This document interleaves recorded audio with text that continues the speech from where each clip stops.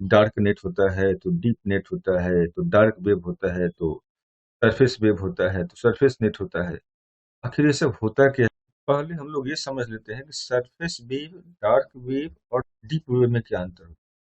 Surface wave वो wave है ये सबों के लिए उपलब्ध है। सरफेस वेव वो वेव है जिसको हम लोग यूज करते हैं। ये खुला हुआ वेब होता है।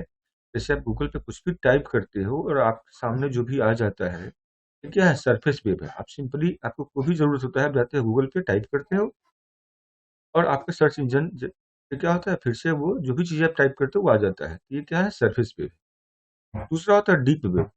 ये वो वेब है जिसके लिए आप जब जाते हो कुछ सर्च करने के लिए, तो उधर से वो वेबसाइट कहता है कि आप कुछ पे कीजिए या अपना ईमेल डालिए। अब आपको जब आपको पे करना हो या आपको जब मेल डालना हो, तो इसका मतलब उसका कंटेंट क्या छुपा हुआ है।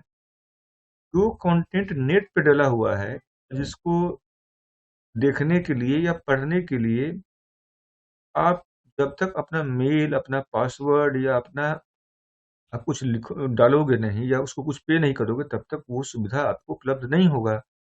और इसी के ज़रिए, जैसे मान लो कोई न्यूज़पेपर है, मैगज़ीन है, आप चाहते हो उसको, कोई किताब है, चाहते हो उसको पढ़ना, आप नहीं पढ़ सकते हो क्योंकि उसको डीप डीप वेब पे डाल दिया हुआ है।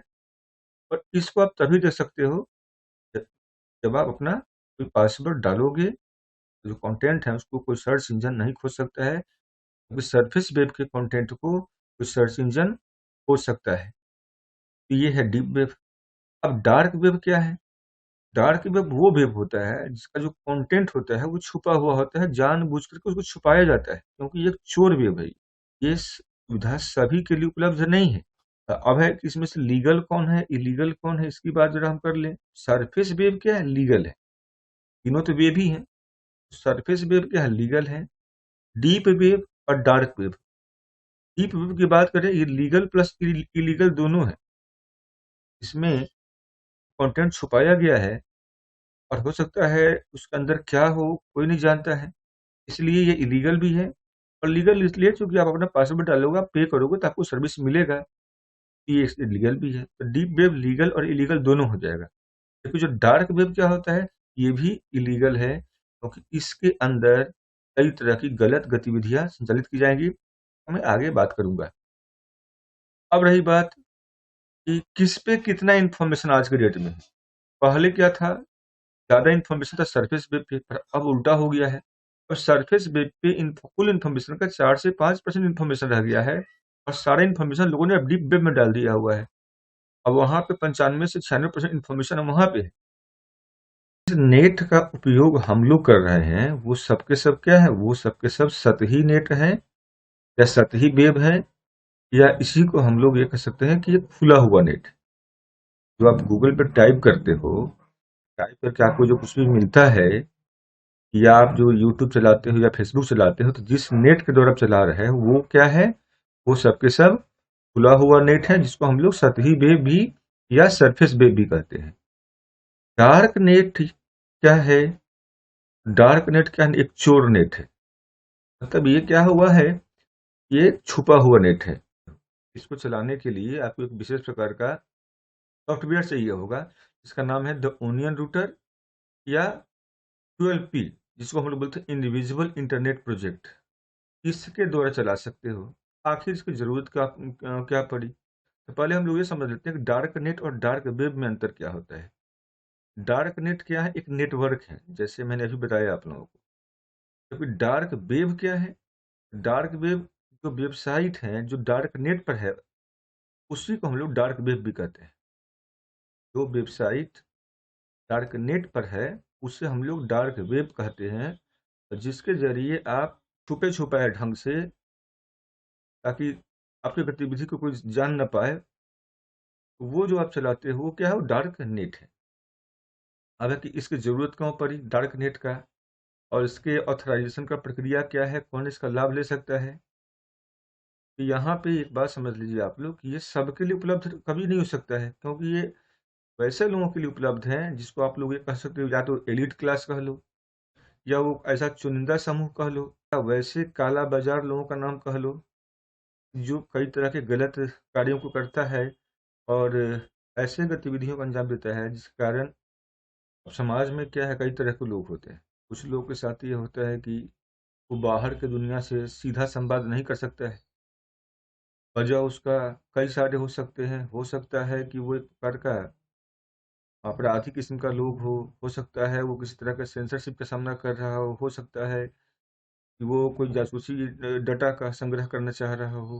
ये भी हो सकता है कि वो कोई पत्रकार हो और गोपनीय तरीके से कई सारी सूचनाओं को हासिल करना चाहता हो, या किसी देश का खुफिया एजेंसी हो जो दूसरे देश की जानकारी को अवैध तरीके से ग्रहण करना चाहता हो। पर इस डार्क नेट के आड़ में सिर्फ इतना ही नहीं, लोग मनी लॉन्ड्रिंग से लेकर के जो ब्लैक मार्केट है वो उसका भी संचालन लोग धड़ल्ले से कर रहा है।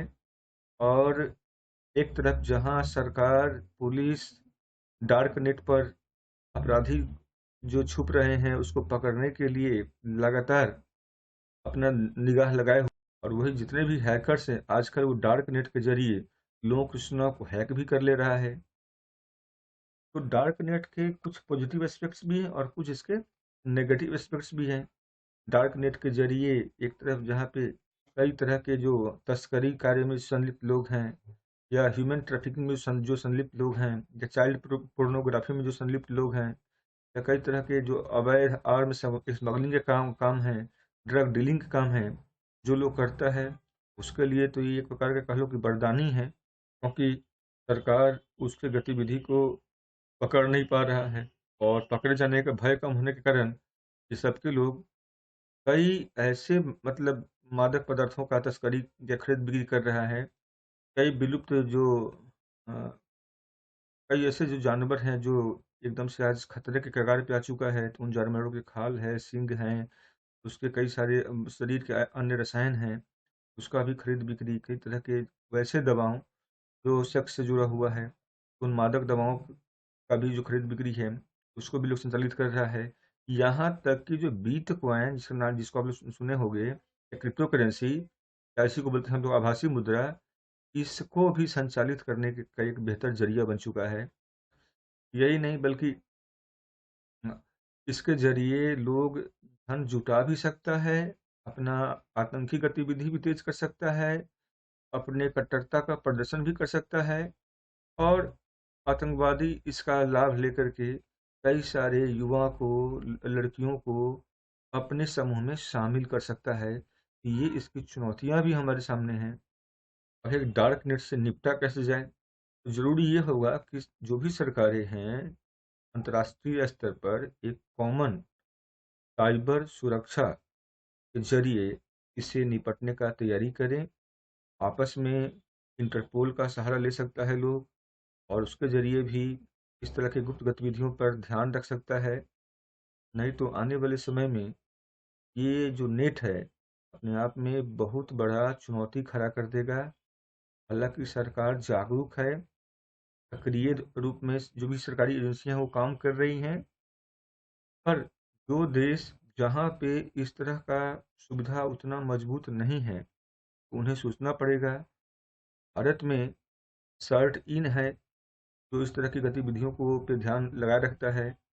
उसके बावजूद भी हमें कई तरह के साइबर डोम लगाने की ज़रूरत है ताकि हम इनसे निपट सकें। अभी हाल ही में केरल जो पुलिस है उसने साइबर अपराध को रोकने के लिए अपना एक साइबर डोम स्टार्ट किया है।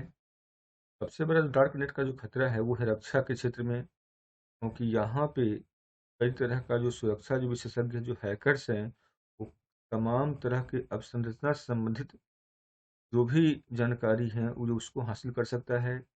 चाहे वो परमाणु ऊर्जा हो, चाहे वो कोई केमिकल प्लांट हो, चाहे वो कोई रिफाइनरीज हो, चाहे वो कोई न्यूक्लियर प्रोग्राम हो, चाहे वो कोई स्पेस प्रोग्राम हो, चाहे वो कोई शिप हो, इन सबसे जुड़ी जो जानकारी है इन जानकारियों को हासिल कर सकता है, और भविष्य में हम सब के सामने एक चुनौती खड़ा कर सकता है। तो आई होप आप लोगों को ये स्पष्ट हो गया कि डार्क नेट क्या है। डार्क नेट क्या है? एक चोर नेटवर्क है, एक ऐसा नेटवर्क है जो खुला हुआ नहीं है, जिसका उपयोग सब लोग नहीं कर सकता है, जिसका उपयोग केवल विशिष्ट लोग कर सकता है। इन्हीं बातों के साथ इस सेशन को मैं यहीं पे समाप्त करता हूँ। Thank you. Do subscribe and share so that you will get early information about all the video, and thanks. Bye.